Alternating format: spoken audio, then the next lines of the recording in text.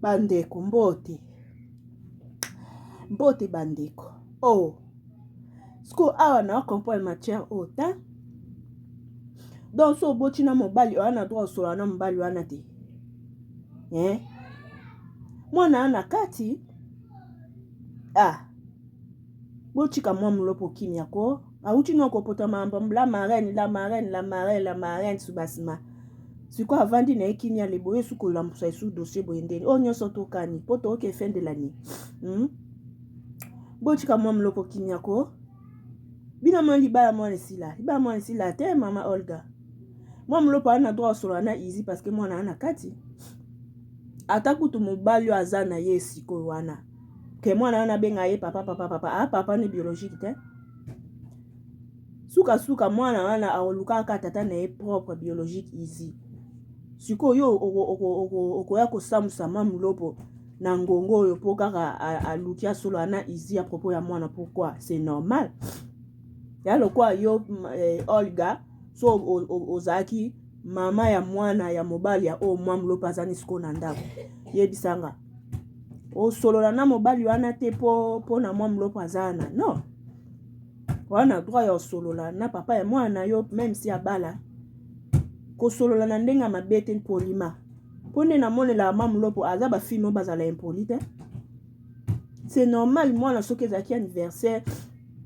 Papa mwana msu asali la mwana video ya joyeux anniversaire. Yo sko Olga soki Olga. Yo kofingela biso mamulopo na aéroport na pomi. Aza papa ya mwana c'est normal baza na contact. Et puis contact yango za isolama te za polima. Kongola zanga makambo te bandeko. Anga ye. Za pasi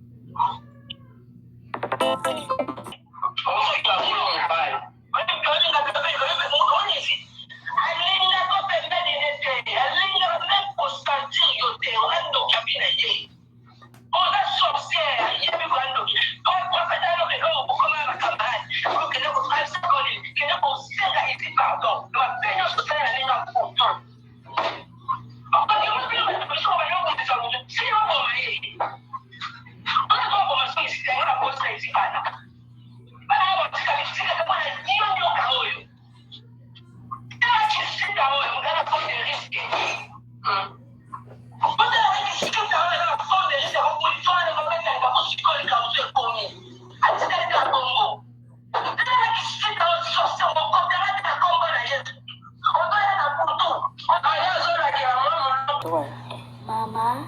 Yes. Biloko za kitoko. Pesa papa biso.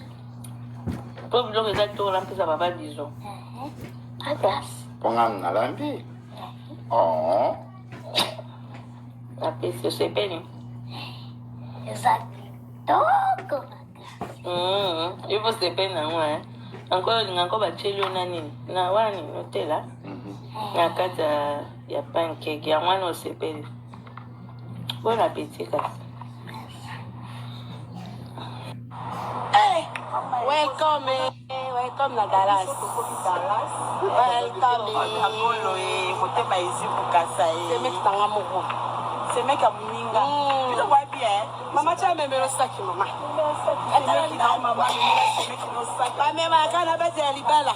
Papa daba tom so na. Ba teli bala.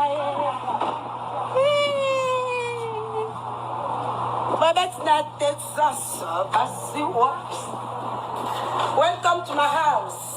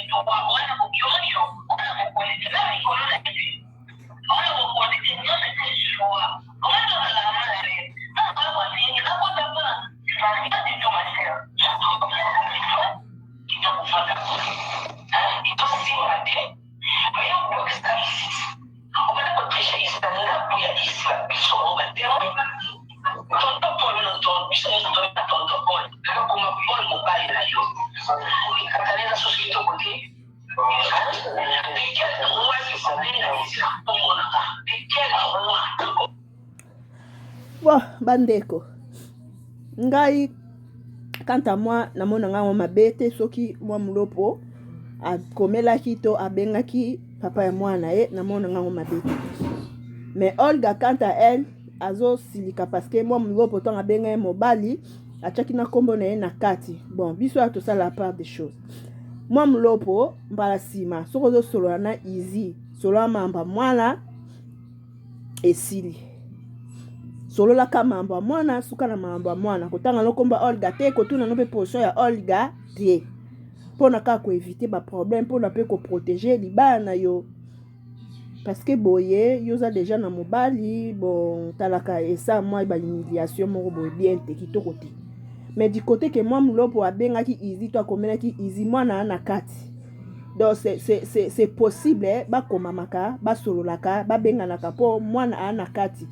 Easy ana droit yo yeba position ya mwana, est-ce que santé ya mwana eza bien, est-ce que classe ezo kende bien, est-ce que mwana zo travailler bien. Easy ana droit parce que a papa. Moi mulopo pe ana droit ya benga easy ya komela easy kostu na ko se limiter kaka côté mambo mwana. Mais soki mamba moi mulopo pa Monique non moi mulopo yo zo benga easy mingi kata contact nga moko na ozwa charge ya mwana. Mais mwana mutu bakima na ete mwana mutu babomba ete makila mutu bakima na ngote.